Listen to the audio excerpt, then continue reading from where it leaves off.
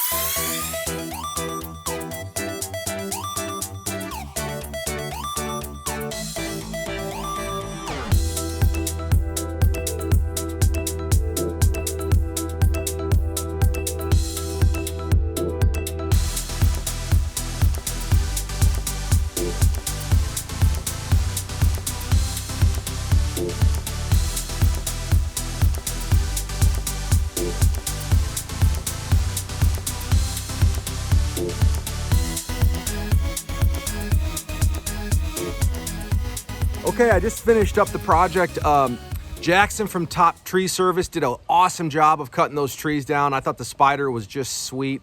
I took up the responsibility of cleaning it, which was a lot of extra work to get it up the hill and out of my property. But that did save me a little bit of money, so saved me some time in terms of when Jackson could get here. If he had to clean it up, he might not have been able to do it for another couple months, who knows. But I couldn't be happier with the project. The trees are out of the way for the septic now, and we're ready to roll. So yeah, that's gonna wrap this project. Thanks for watching. Make sure you smash the like button. And I'd love you to subscribe to my station. I'm working on, adding more videos that can help people understand how to do different projects around their houses. So yeah, thanks for watching, and have a great day.